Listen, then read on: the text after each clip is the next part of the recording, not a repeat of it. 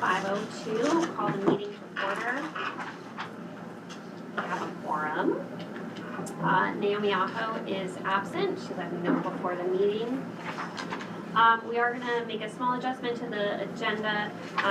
We're going to hear from Ian with a technology update at our next meeting, although if people had follow-up questions from the previous meeting, I'm sure he'd be happy to answer.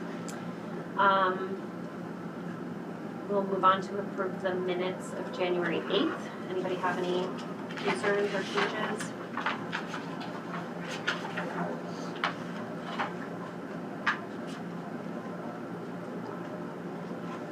can't remember if I was here or not.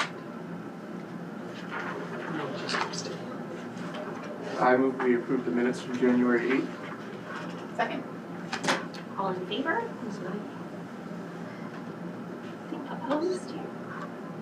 Abstentions? All abstain because I can't remember if I was How many? standing in. There were 2 abstentions and 4 402. yes. Thank you.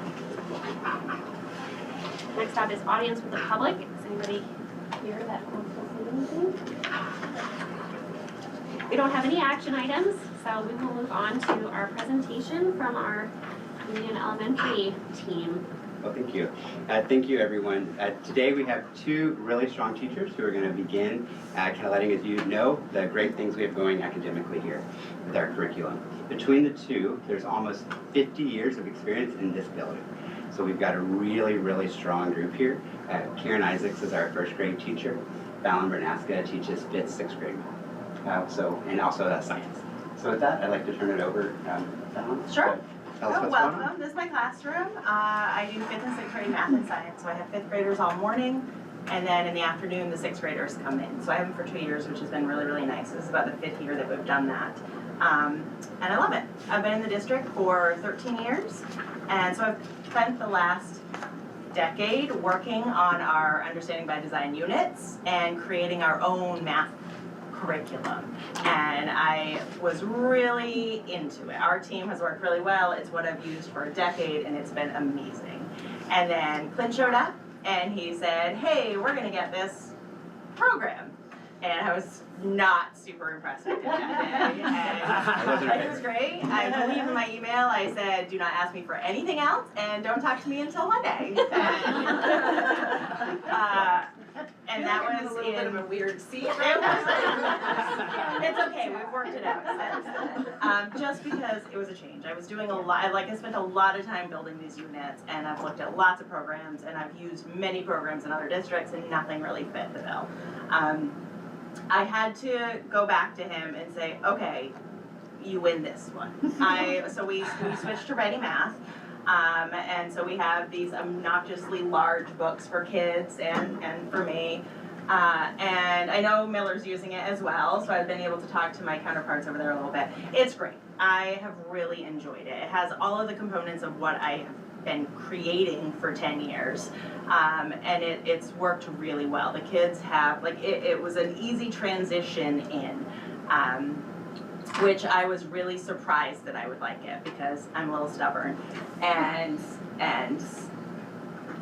it's been great. One of the things that we love, so we reached out to all of our staff in our building to say what are some things, like how is it going for everybody? Because just because I like it, I need everybody to like it.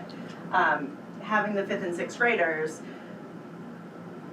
for years, there's been a lot of skills that are lacking. Everybody's using something different. There's no consistency. The vocabulary is not there. The language about math is not there. And so we talked to everybody to say, how are you liking this? Is this going to be something that can get us to where we need to be? And all the feedback was really, really, really, really positive. The number one thing that everybody in our building said, I'm just going to go to my board, is that we all have these amazing boards, which we love, and they have integrated so well with the math. The math slides are already done for you every single day. So we start every class with our learning target, and then there's a start. These are the low floor, high ceiling tasks. So every single kid we do every single day, we talk about math. What do you notice? How are these the same? How are these different?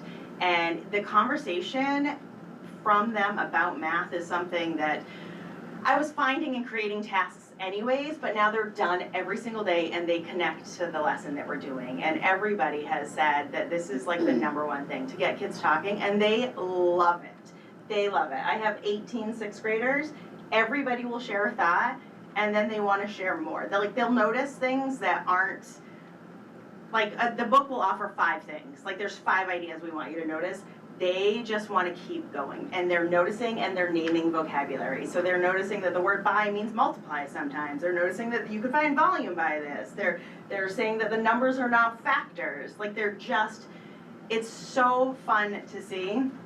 And then they're starting math exciting, which doesn't always happen. Most kids come in, they're like, oh, math again. It was great. And then the other part that a lot of classroom teachers said is there's always a connect to culture. There's always this slide that tells them about something. And sometimes this one's just about reptiles. This is what we did today. But sometimes it's about something happening in another country. It's about a food item. It's about something that they're seeing or hearing a little bit, but they had no idea. And then it leads into the problem. So we just talk about reptiles. I have a student teacher this year, and she has little stuffies that she uses in some of her activities because she's a creative person. So you can edit all of these slides too, which is amazing. So she taught this lesson, and she put in a little picture of her little stuffy. So all of the kids then were super excited. The fact that we can edit these is amazing, and then we can bring them up on our board. I don't have a device up here, it's just on the board. It's amazing. And then the kids can come up when it's all around math time, and they can solve the problem. So they're writing on the board, and they're manipulating it and doing it up here. Every kid comes to the board every day, so they're engaged in that part of it also. And I heard that and then there's all these other sides, I'll through all of them. But being able to have something that's already created for us that we can then use our technology for, which is amazing. We can edit all of these slides. We can add anything. It's been really great. So I think every person, I have to go back to my list. Everybody in our buildings, that these are all huge things that we just didn't have before. We didn't have any consistency. The other part of the Ready Math, also the kids really love, these books are obnoxiously large, and at first they were like, no. And then I said, hold my book, and now I can't complain. They did. We're almost done. We've only had this for a couple of months, and my 5th grade ones, are on the very last pages of the book. Like, they feel so much success that they were able to go through and do all of this. And we did almost every single page. Like, Clint said, this is your first year. He knew how much I love my own thing. He's like, you don't have to go in fully. So no, we're going in fully. We're doing it because I can't have an opinion if I don't know. The kids are feeling a lot of pride about it. It also has a writing component. Every lesson, everything has explain how you know this, how did you connect this. We're writing sentences. They come in here and they're like, you're math, it doesn't matter, we don't have to write sentences anymore. I said, no. So we do sentence starters, we explain our thinking, it's really great. And every grade level, I think, was saying all of those same things. The online piece of it is the iWriting part. That part hasn't won me over as much yet. The diagnostic is 3 times a year. We did get a lot of student data from that. Some of the concerns, kindergarten felt like it was too heavy on the reading. The kids aren't able to listen to all of the directions and then remember what's what. And the data for that, I don't know about. We also have Alex that we have available to us as an online math program. And I still use that with both 5th and 6th grade as well. There's things in Alex that are, they offer more. There's more fluency practice. The iReady fluency for me hasn't been as great. But on Alex, we're still being able to do that every single day. But overall, like, our kids are working. They're working so hard. Quinn came in and did an observation on Tuesday, and he came in for 5th grade, and it was amazing. And I said, no, you have to come back for 6th grade, because it's a completely different group of kids and a different everything. And they, like, the kids were excited about it. And we've heard that from other grade level teachers, that our kids are excited about math. They love being able to go up on the board and do stuff. They love all the different parts. They love the silly bits of it. So it's been really nice. We're figuring out our pacing. It's brand new. And, you know, I'm never gonna get to the end, but we didn't get it until late October, early November. So we'll see how that goes. And other grade levels, just we're concerned about the heavy reading in it. We're excited about math. And I'm excited because I was dreading it. The week between Clint saying we're getting it and the day it arrived, I was not happy. I thought, oh, like I have such a good thing going. What are you doing to me? And it's been great. And I've been able to meet with a 5th grade math teacher from Miller, came and spent a whole day, and we were able to really compare and talk, and it was a really nice having a support there. So that's what I have about math. Thank you. I'm going to stand over here. I don't want to have anyone towards my back. I'm Karen Isaacs, 36 years. I taught 20 years in 2nd grade in this room. And then I finished my working in 1st grade. So I'm going to report out on ELA. And we did sort of survey the staff. So I've just collated it. This is not in any particular order. We did start with Savas. You probably all know it's year 2. So these are the positive feedback about Savas. So some people thought it was very organized, it was very comprehensive, and it had strong teaching slides that was engaging for the children. One of the comments was most of the material is something that students can read. Now again, I don't know exactly what level this was, but that was a comment that was made. One other comment that was, I think, important, all the students are on the same page at the same time, working together. And I think that has been helpful. One of the other comments about that was each day, each lesson builds on the previous day. So attendance is really important because if they miss the lesson before, what we're doing now doesn't necessarily make sense. So that's something that, you know, we need to consider as we move forward with this. Some of the closed readings at the end, like, provide the students with an opportunity not to just talk about what it says, but what does it mean? Why did they say it this way? And just get them to think about what did you read and what did you get from that and what does that mean for you? So that's been a nice thing. There are conversation weekly logs. I don't know much about that. I don't know if you do. But the kids have really nice positive conversations with each other, which I think is great. So a couple of the drawbacks that I've heard about Savas, it does require a lot of sitting. Again, I don't know exactly which grade level, but it is a lot of time sitting. Some of them felt like the lesson wasn't always smooth. The phonics was not preferred part of the lesson, so maybe they're skipping over that part and doing something else with phonics. Someone else felt like the word work jumped around, like they went from syllables to now we're at prefixes and now we're doing, you know, vowels or whatever it was, that it didn't seem to flow for them. Some of them felt like the material was above their students' reading level. Again, this is year 2. Sometimes you've got to build that foundation, you know, and that the reading was a little bit too challenging for some of the kids. Some of them felt like there was not enough time allotted to each of the topics, which was interesting. One of the comments, I think this was shared by more than one person, some of the unit tests are very, very long, and that does require sitting. Some of the younger grades stretch that out over a number of days, just so we're not. But the tests are very rigorous, which, you know, is a good thing, you know, bring up that rigor. And again, this comment was, it relies on student attendance to have that previous knowledge. One of the other comments was the writing component, which some of you probably heard, was weak. The writing component is not really sturdy and strong, and that their handwriting was slightly weaker, and it has only a little bit of time for review. You know, you just move, rather than, oh, let's work on this letter for, you know, till we have it and it looks great. So that's kind of the overall thoughts, positive and negative, about Solace. They also asked about Lexia, which is our phonics program.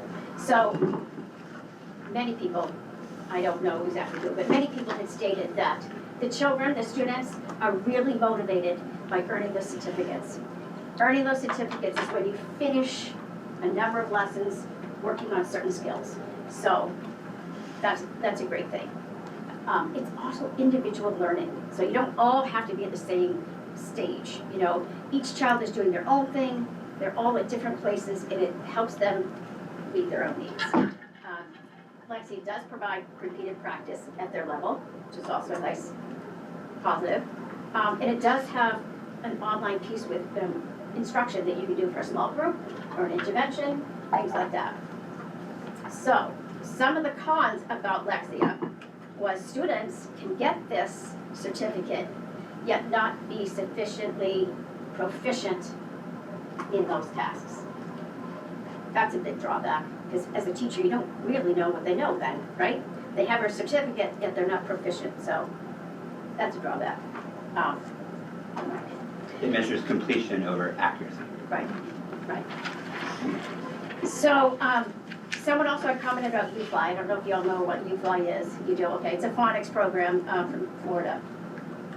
It is research-based. It has strong phonics, strong PA, handwriting practice. The routines are the same across all the grade levels, so they're hearing the same instructions, hearing the same vocabulary, etc. And then one other person wasn't literacy, but it was like mystery science. Sorry, mystery science, science spin, and let's find out are very crucial to support our science. And scholastic news was important to support our social studies and science as well. So, any questions? I will say one of the things about the math too is attendance. Our attendance, I know it's a problem everywhere, always, but some of our kids are just having a real struggle with it. And anytime there's a program in place, missing the beginning day, you know, one lesson is 4 to 5 days. And when they miss the introduction, there just isn't the time built in to reintroduce that to them the next day. Today, we were on like the quiz part of a lesson, and I have a student who was out Monday, Tuesday, and Wednesday. So this poor kid came in today and was just like deer in headlights, had no idea. And of course, we modify that and work with them, but there are certain grade levels, I think, that we're really struggling, Yeah. and we have a lot of kids who are missing a lot of time for whatever reason. And that'll be something that we'll have to figure out, Right. having a program for math and reading, Right. that there's going to be, we have to figure out that. That's a problem that we need to figure out, how to address that. Yeah. And this, I will preface this comment by saying it's not a comment about the number of 2-hour delays that we've had. I get it, whether you're darned if you do, darned if you don't. Mhm. That's not Yes. the thing. But I'm curious to know how those impact, it's not necessarily attendance, but it's certainly a disruption. No, Yeah, it's absolutely. disruption in- So I have 5th graders in the morning. I only have them in the morning. Yeah. So was it yesterday? Was that just yesterday? I don't know what it is. You know, to stay on schedule and to finish this lesson before a week vacation, we needed to go ahead and do that part yesterday. And I had a very small amount of time to reinforce some big skills that we didn't want to split up. I don't want to do a little bit now and a little bit a week and a half later. It really was a struggle, and only having them for mornings, there's been a lot of time missed with the 5th grade. And that happens, I mean, the early release days, we miss on the other end. So, and everybody misses something. It's been a struggle. I think for some of the younger levels, they do their ELA in the morning, so 2-hour delay, your entire block's almost gone. Yeah. So it does have an impact, you know. There was one week that was just so crazy, I said, we're gonna hold off, we're not gonna start and stop, so we just waited, and it makes much more sense, because now the lessons will flow, so. That's it for me. Thank you for your time. Does anyone have any questions they'd like to ask or any comments? Well, thank you. Thank you, guys. Thanks. Are we good to go? Yeah. We're just, class dismissed. Excellent. Thank you so much. Thank you guys very much. Yes, thank you. Thank you all. Can't wear my flip flops outside.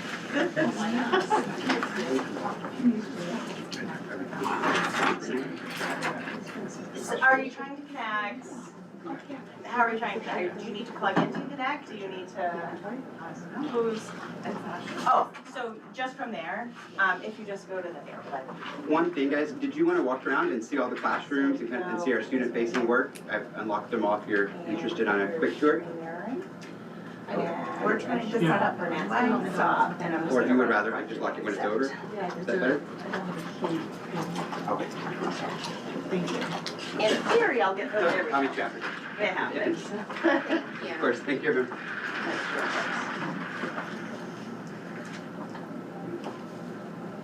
You might have to mirror it for the first connection time, but luckily we have an expert here, so I'm gonna hand that over to Ian. Thank you.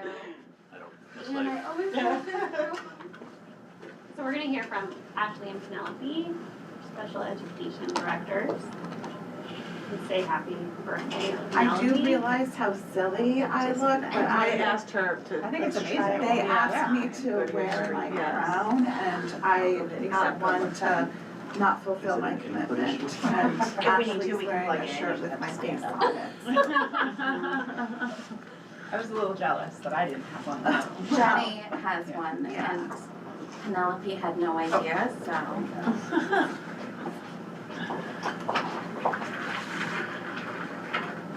We made copies, we weren't sure, so if anyone would If like you one. want it, you'll just have to keep it up here, but if There you we go. plug in. Oh, do you want me to pass them to Yeah, yeah. the side? Yeah, just. There you go. That bag. It'll be fine. Thank you.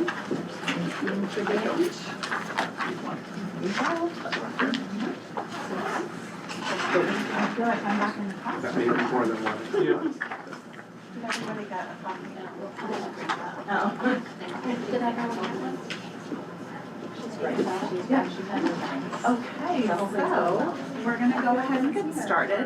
We thought it would be helpful to present tonight kind of the marriage between general education and special education programming, how they're different and how they're similar. And we'll talk a little bit about 504s as well and what the difference is between special education and having a 504.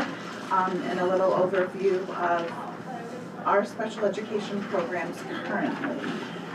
So one of the things that Ashley and I, our vision is to bring more inclusion to the district, and that will take a little shift in mindset. And so we love this quote that all students are general education students first. Some just happen to need special education services to access their education, just like their general education peers. So, general education is high quality, standards aligned instruction for all students. Differentiation within the classroom, it looks different in different rooms, and it's to meet the diverse learning needs of our students. And universal support such as flexible grouping, varied instructional strategies, and classroom accommodations. And they can be very similar. The difference between them is differentiation is student-centered and it's more reactive, so it's based on student needs, whereas universal supports is for everybody in the classroom. The focus on inclusion, access, and grade level expectations, and typically it's based on the main learning results, and there's ongoing progress monitoring and collaboration among educators.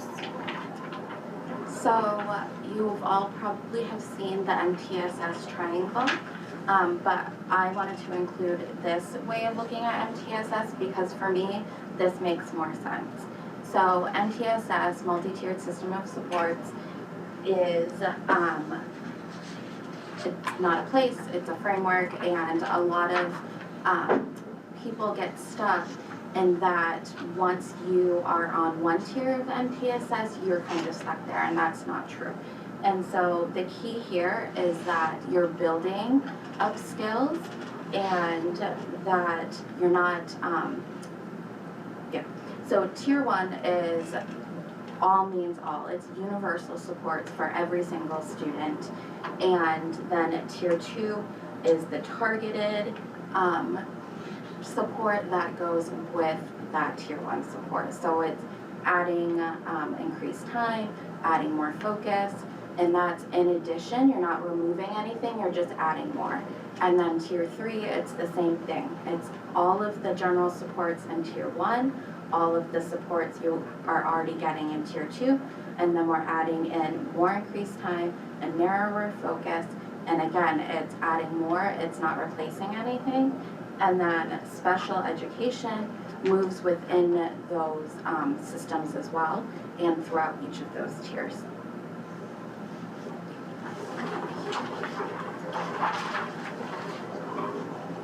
So general education interventions are the supports that happen within general ed before we even consider special education.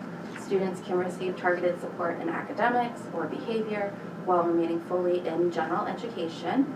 Supports are layered based on student need, not disability status. And students move in and out of tiers based on how they respond. And everything is data driven. It's not based off of our opinions or hearsay of how people think students are doing. Everything is data based and data driven. General education is our first and most powerful intervention for all students. And interventions are short-term and adjusted based on student response. If it's working, we continue with it, and if it's not working, then we refine and make changes to make progress. And after we have had quality targeted interventions over time based on documented data, student response, we then will start looking at does a student need specially designed instruction? And special education is considered when all of those layered supports of tier 1, tier 2, and tier 3 have shown that it's not enough for students to make progress. So the difference between a 504 and an IEP, they are both put in place to make sure that our students receive FAPE, which is free and appropriate instruction. And a 504 is governed by the Section 504 of the Rehabilitation Act, whereas an IEP is under IDEA, or the Individuals with Disabilities Education Act. So they're both governed by the law, but two different laws. A 504 ensures equal access to learning, and so you in order to qualify for a 504, you need to have a documented disability, and it's the same for an IEP. The difference is the disability is impacting the student's ability to access their education. Whereas a 504, they just might need some accommodations in order to access their education. Students with 504s are in the general education curriculum, whereas students with IEPs, they may receive specialized instruction, certain services, and certain accommodations in order to access their education. Students with 504s do not need annual goals, whereas in IEP, students have goals that we are legally required to look at every year and either refine the goal or change it to a different goal in order to meet their needs and growth in the curriculum. And with a 504, there are fewer formal meetings. Ideally, they would be once a year, but that's not required. Whereas in IEP, you are required to have annual meetings and triennials to reevaluate students to see if there are changes in their academic or cognitive abilities. And a 504 of their educational career, and that is not true. We really want to be building students up and supporting them so that they're able to get out of special education services. And so the cycle begins with the referral, which can be made again by anyone, a parent, teacher, staff member. And once the referral is received, this says 65 business days, but in Maine it's 45 school days. We have to get that evaluation completed, and that can look different depending on the referral. So it might be a speech referral, so we only need speech evaluations. If we are looking at, does somebody have autism or specific learning disability, then we would bring in our school psychologist. So the evaluation process looks different depending on what we're trying to find out about the student. And then after the evaluation period is done, we move into eligibility, and we have an IEP meeting made up of the gen ed teacher, a special ed teacher, an administrator, a parent. I always love to have the student there if they're able to be there. And together you look at all of the evaluations and decide, does this student need special education services to access their learning? And if that is a team decision that says yes, then we move into the IEP process where we build the IEP together, provide services, and then we have a meeting every year called the annual IEP, and then we have every 3 years we do all of the evaluations again to see if the student still qualifies. So we're gonna talk a little bit about our current programs. And this slide gives you a picture of different models, and what our target is, we would like to see the inclusion happening. And right now, we are doing a little bit of each of these. So the resource room model that we're using currently is more of the exclusion, so we're pulling students out of class. The segregation model is more for our specialized programs, and the integration model is like a push-in model. And again, that's more typically for resource room students, but what we would like to see is more inclusion and having all of our students participate more in the regular education classroom. So the resource room is targeted specially designed instruction in small groups or one-on-one. The focus is usually reading, writing, math, and executive functioning. Students spend the majority of their day in the general education setting, and usually this is mild academic needs or mild behavioral needs or a combination of both. And typically it's academic, and the emphasis is on skill building, independence, and generalization to the classroom.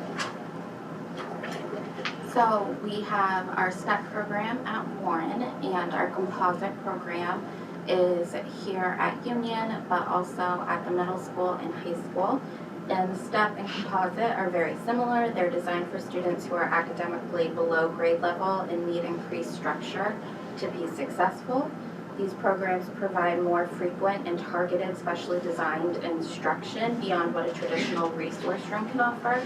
There's a strong focus on executive functioning, like organization, task initiation, attention, and work completion. Students may also receive mild to moderate behavioral and self-regulation support, and instruction can occur in the small group or self-contained settings when needed, but inclusion remains a priority, and students access supported inclusion opportunities based on readiness with the goal of increasing independence over time.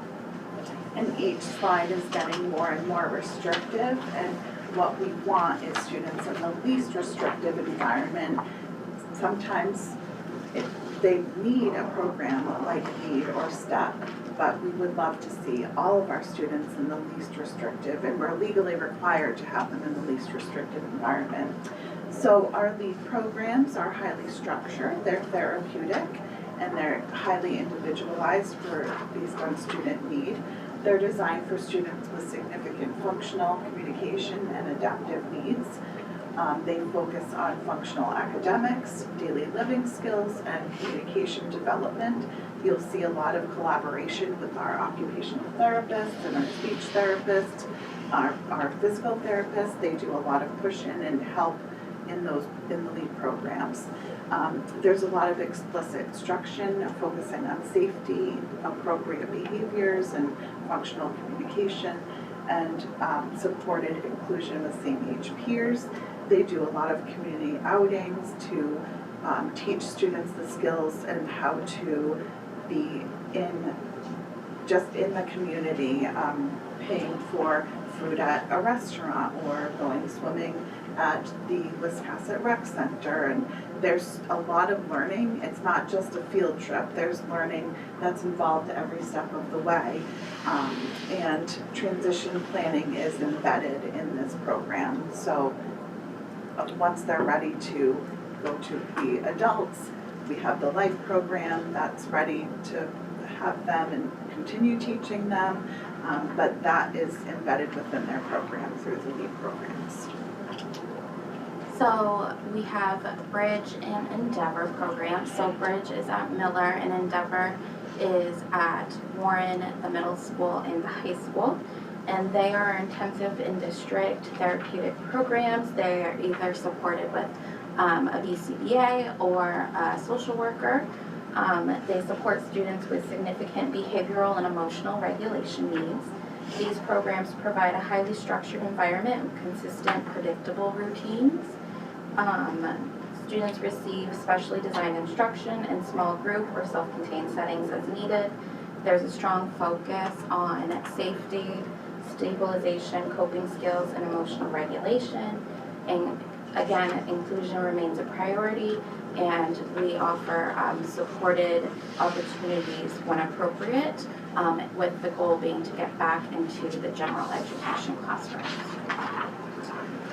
Tutoring services, a student could be on tutoring services for a variety of reasons. It could be they have a medical condition and they can't come to school, in which we would provide tutoring services for that. It could be that it's not appropriate for them to be in the public school setting for whatever the reason, or if a special purpose private school hasn't worked out for them, then we are required to provide tutoring services until we can get them either back to school or find a different special purpose private school for them. So really, I can't stress enough that this is temporary, and it's used when students cannot safely or appropriately access the school environment. It's individualized academic instruction that's aligned with their IEP or 504 plans. Again, it's time limited. You're legally required, unless it's for medical reasons, you're legally required to have 20-day check-ins to make sure that they're still making progress towards their goals. And the goal is to get them back to an educational setting. So special purpose private schools are our most restrictive option, and these are only considered when a student's needs cannot be met within RSU 40. We always want to keep our students in the district schools, but when our most restrictive environments aren't enough to keep students and staff safe, we have to move to special purpose private school placements. And the difficult thing is that these schools offer so many interventions and builds up so many skills for our students, but there are so few of them in the state of Maine. And they all have very long wait lists, and some aren't even right now this year accepting referrals for wait lists. So when we say a special purpose private school setting, it has taken a lot of steps to get to that point, and we have exhausted all options. And even though this level of support can feel intensive, this goal is to provide students with what they need now so they can build the skills necessary to safely and successfully transition back to their district school setting, because we always want our students here in the district with us. So like I said, going through each of those slides of the programs that we have in RSU 40, it's a continuum of services, and the range of supports is went from least restrictive to most restrictive. And if a student qualifies for special services, they can enter at any point along that continuum. Not every student necessarily will start with the resource room setting. It's based on data, their progress, and individual student need. So we don't just randomly say, oh, we want a student to be in the STEP program. There's entrance criteria, and it's based on data that's been collected. Again, the emphasis at every level is on inclusion, growth, independence, and transition planning, with the ultimate goal of hopefully them being dismissed from special education. And one of the things that we've been working on this year is setting up program descriptions, a typical student profile, and along with that, having entrance criteria and exit criteria, so that we know when should we be looking at dismissing students from special education services, when they can move from a more restrictive to a less restrictive environment. And those are things that we didn't have, and so we're trying to put in place so that we can use the data more effectively to make team decisions. And we want it to be really transparent for everybody, so that everybody knows the entrance and exit criteria. What does that program look like? So in conjunction with all of the other things that are happening in special education, we also have speech therapy, occupational therapy, social work, physical therapy, and BCBA, which is a board certified behavior analyst. And they are all essential in helping build student skills so that they are able to be regulated and safe in their general education classroom. And we are very lucky in our district to have a really amazing team of related service providers. So we are always looking to improve, and we are working intentionally to align our special education programs across all schools. It's tricky when you have different names throughout the district, but they're similar programs, so looking at streamlining those. Our goal is to ensure consistency, clarity, and equity in how our programs are designed and delivered. And I want to emphasize that we want to be as transparent as possible with all stakeholders.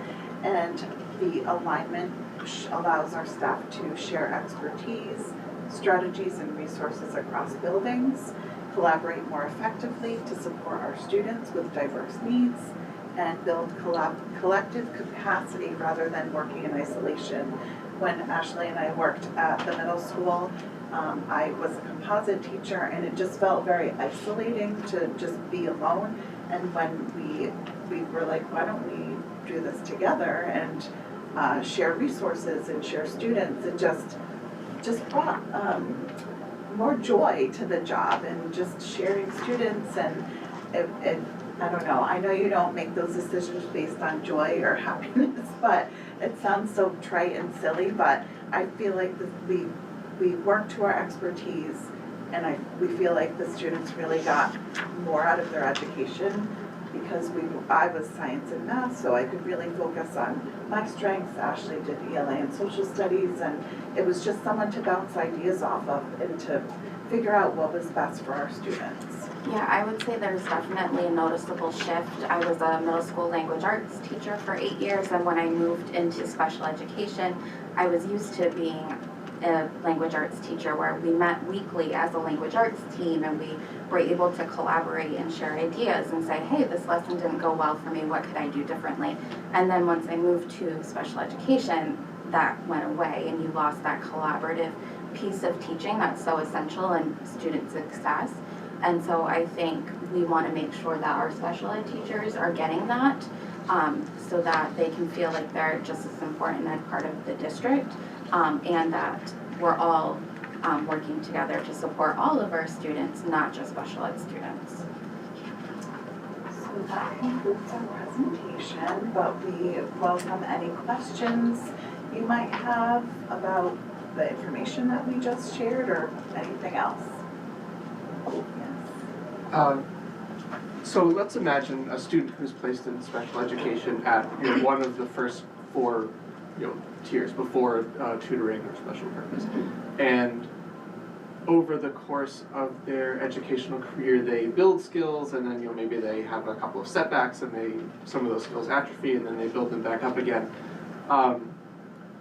is the sort of the vision for the student's academic career that they will move from program to program depending on their skill level and, you know, hopefully eventually make it to general education? Or is the intention that they will pretty much remain in the program they're initially placed at until they're ready to move down to back to the general education classroom? So it's very fluid, and we always want to keep students in the least restrictive environment. So if a student is like in an Endeavor behavioral program, the Endeavor teacher and the support staff in that program, their goal is to build up the behavioral skills to allow that student to get back into the general education classroom. And they're doing that in the moment, in the general education classroom, being able to debrief about, okay, you just made that choice, how can we make a different choice? And then once, for a significant amount of time, usually 6 to 8 weeks, if the student is showing that, hey, they can do this for 6 weeks and the data supports that, then we might switch to the resource room setting, or maybe just switching to consult with the special ed teacher. That way the student still has the safety net of, we want to try it out, but we might need to be there to support, because every student has behavior issues and every student has academic needs. And so we want to be able to support them and eventually get them fully back in the mainstream classroom, but it is a fluid process depending on the data and their needs. And every student is unique, and so we have to look at each student as an individual. And so there might be a student, like Ashley was saying, in the Endeavor program that might be appropriate for the composite program and might need the support of that program. It really also depends on their skills and what their needs are. And we also want to get to a place where we're supporting the whole student and realizing that that looks very different than what it might look like right now. For example, you might have a student who really could benefit from some behavior intervention through the Endeavor team, but they really have some life skills needs as well, and that should be something that they should be able to access. And so having these collaborative spaces and meetings where teachers and students can work together would allow that to happen, whereas right now they're kind of stuck in separate spaces. Did that answer your question? Yes, thank you. Okay. Any other questions? Yes. There may be a reason that it wasn't in the presentation, but just kind of forward-thinking stuff about the 3-year-old with IEP transition. Oh, yes, it's Everybody's big. least favorite thing to talk about. Yeah, well, it's not our least favorite, it's just there's a lot. Yeah. Of unknown. Right, yes, exactly. So what we can share, what we do know and what we're confident of is we're taking the 4-year-olds first. That's set for next year. We have about 14. Across the district. Yeah. And then we'll be taking on the 3-year-olds the following year. And so it's mandated by the state, it's a law, we don't have a choice.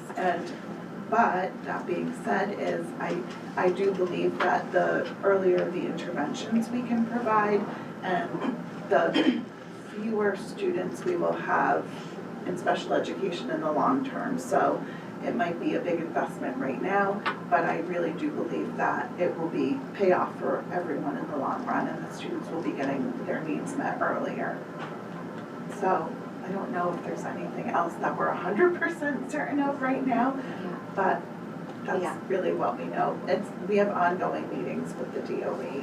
Yeah, one of the things that I'm sort of curious to see how it plays out is, you know, I've always struggled kind of bridging the two worlds of primary healthcare and education, because we're so proactive, and this is not, again, not a judgment, not a criticism, but the education system feels very reactive. And you know, I think everybody will likely agree that, like you said, sort of everybody does better when we sort of go full court press and then peel away, as opposed to, oh no, you have to drown for 45 business days before we can help you. So I'm just hopeful that, like, I'm sure that there's a lot of that kind of thinking going forward, and I just want to make sure that we know how to best support you in advocating for more initially so that it can become less further down the road. I would really nervous when we started, and we knew that we were gonna have to take on the 3 and 4-year-olds, that there was gonna be a lot of pushback at the elementary schools, because that's a big task to undertake, especially with a whole new district administrative team. But I feel like it's been surprisingly, overwhelmingly, everybody's looking forward to it, because they know that some of these children are coming to us with, they're not getting their basic needs met at home, and that if we bring them in sooner, we can help them sooner. And we can work with them and build those skills and make sure that they are in safe environments. And so the response has been like, yes, let's get them in here and we'll make this work. Was there any thought to doing 3-year-olds first and then 4-year-olds, from the standpoint that you're always going to be a little bit behind? Because the earlier the intervention, the better off it is. And if you did 3-year-olds first, and then the next year you did the 4-year-olds, you would then be, It would be the same group of kids though. No, The 3-year-olds would now be 4. right, but they would have had that 3rd-year-old thing, and the new 3-year-olds would be coming in. So that actually wasn't an option. We were given 2 options, either the 4-year-olds and then the 3-year-olds later, or all in at once. And so we chose to do the 4-year-olds first, because we felt like, let us focus, get this figured out. We already have so many 4-year-olds in our schools. We have some really great pre-K teachers in our district. Let's work together and then add more students and more supports for the year after. Whereas we can learn as we go and really support the students when we have all of them all at once. And it felt overwhelming, to be honest, which is why we chose to just go with the 4-year-olds, because we have so many other things going on in conjunction with this, like we have an audit and just various other things going on, and so that felt so overwhelming, and we want to do it right and we want to do it well, and so we thought just biting a little bit off would be the best way to go. This may or may not sort of be the appropriate venue, but I kind of want to talk about this at every opportunity, just so that everybody in the community kind of understands too, because the unintended consequences of public pre-K have been really detrimental to the childcare system, which has subsequently further impacted kids who are already significantly impacted. So as a board, particularly a learning committee, as we sort of understand the conceptual changes that are happening, there's trickle down. So, you know, it's the 3 and 4-year-old programs that we're able to kind of fund the infant rooms and childcares. So now that the whole system, you know, public pre-K is amazing, of course, like we want everybody to have access to free and like amazing education, but the trickle down has been really impactful. So when we think forward, we can't forget that change and that shift in, you know, I think we should be advocating for the education of our community starting at birth, you know, not just when they hit us as public school kids, but to just, you know, bring that back to your select boards, bring that back to your, you know, whatever other organizations that you're part of, to really advocate at whatever level for also those birth to 3, birth to 2, because they're about to be in rough shape. Well, the other thing is, this is not the only district that's dealing with this new and unique problem. Oh, 100%, yeah. Coordinating with boards in neighboring districts and superintendents to see how this problem is being addressed. Yeah. Because I know, just because of my affiliation with the Camden Rockport School District, they're actually leaning on private providers and reserving spots in private providers to kind of tuition students who don't need behavioral or special ed supports, which frees up seats in the building to accommodate those students. So there's ways that private-public partnerships can be leveraged. It's also sort of like important to, sorry, I'm on a collaborative in our meetings tomorrow. We do a lot of like, I'm all fired up about it, but sort of even that impact, you know, the child cares don't get the same subsidies for, the teachers don't get the same subsidies for healthcare and benefits and paid time off and all of those things that the teachers at the public school get. So just doing our due diligence as community members to really understand, you know, the impact all the way across the spectrum. And especially for families in our community, especially in the mid-coast area, there was already so few options for working families, and it's gonna be even less, which is gonna put more pressure on not only the families, but our older students who are then going to have to miss days of school to stay home with their sick sibling. So it's gonna have an impact district-wide. What do you see as barriers in your quest for inclusion, and how can the board support you? That's a great question, and I don't have an answer off the tip of my tongue. I would need time to think about that, but I don't know if you have an answer. I don't have like a solid answer, it's a huge shift in thinking, moving towards inclusivity, and I think it's something that people want, but it feels so big and massive and overwhelming, and how do we do this, and how do we do it effectively, and where are we gonna find the time to do this? Because we would love to get to a place where we have team teaching in our classroom, all of our classrooms, with special educators and gen ed teachers, because that will just help all children. But in order to make that happen, we have to provide our teachers time to meet as a team, because that stuff doesn't just come naturally. You need to put in the work to make it happen. So it can feel overwhelming and big, but I think if we take it a little at a time, we can bring that change to the district. It's definitely will be a time-consuming process, but we really value inclusion, and it's so important, and it, like Ashley said, it benefits all students. And I mean, there are lots of gen ed students who struggle with learning, and so they can benefit from the inclusive model as well. So I don't have an answer off the top of my head, but we definitely will be looking to you for support, and as we take this on and take the journey, start the journey. Do you guys have any questions? Thank you so much for having us Thanks today. for spending your big birthday with us Oh. this evening. I hope someone's taking you out to dinner. I want to go to bed. 50 now. Right? Did anybody have any questions for Ian after his presentation last week that they were ready to ask tonight? It's perfectly fine to not have any questions. Just feel free to email if anything comes up. I think the overarching idea is how to more purposefully include technology so that the screen time is meaningful. So the questions are, how are they currently not meaningful? How can we increase a little bit of purpose? And then, we'll be talking a lot up through the budget process about some of the pivots that we're potentially making in terms of devices and platforms. And so all of that is fair game. Okay, anybody have anything else?